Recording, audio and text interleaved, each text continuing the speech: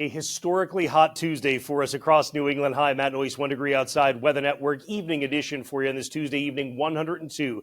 The official high in Boston, the old record for June, not for the date. For the date, it was in the 90s. The old record for June, any day in June, had never been hotter than 100 degrees until today. The all-time record, 104, still stands from July 4th of 1911. We came close, though, didn't we? It'll go down tied now for the fourth place in terms of hottest temperature. Providence, Rhode Island, 100 degrees. The old record, 98 for the month of June. All these are new June high temperatures. JFK Airport at 102, Concord at 100, and Manchester, New Hampshire at 102 as well. You can see the heat went all the way to the coast. Marshfield hit 102 degrees today. New Bedford hit 101.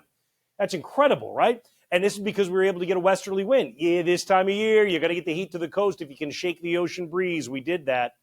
And that heat goes farther north, too. Talking about temperatures over 100 degrees all the way up to Concord, New Hampshire, Portsmouth, Lebanon, New Hampshire, checking in at 100. Freiburg, Maine, hit 100 today. Portland, 99. Did not matter. Mid-coast of Maine this time of year. Normally, you just can't do it with the heat. You can if you can keep the wind off the land, and we did that today. Second day in a row of record-shattering temperatures in Vermont. Speaking of Vermont, we do have at least some areas of thunderstorms that are dropping south and east. They're feeding off the humidity. Most of this will be in the northern half of New England. We would encourage you to use our app.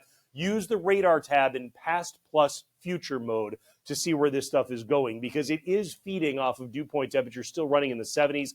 Very humid, a lot of energy for the thunderstorms. A couple of severe thunderstorm warnings will likely need to be required here over the course of the evening. So we want you to stay on top of that with our app, have location and notifications turned on.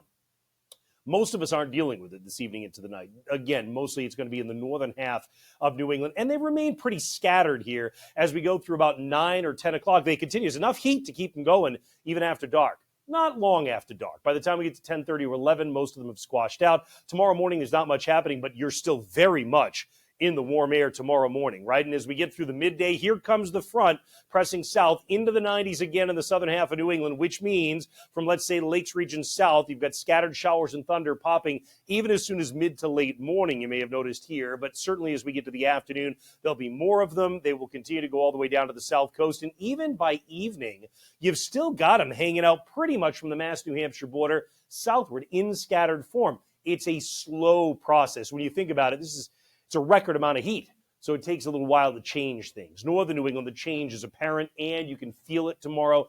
We're going to have a dew point temperature in the 50s. That'll feel great. Southern New England, not there yet, but by the time we get, let's say, along about Thursday, the brand new air will have come in for us. We're talking about what's going to end up being a flow off the ocean, a very different feel, high temperatures running in the 60s and 70s.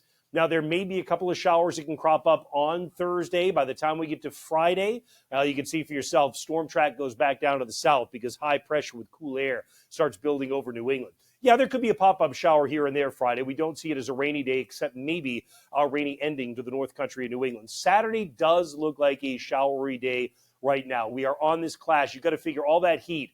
It does not go quietly into the night. It's going to try and come back, and that sets up a clash, particularly over parts of central, southern, northern New England as we head into the course of Saturday. I think by the time we get to Sunday, a lot of that's probably gone.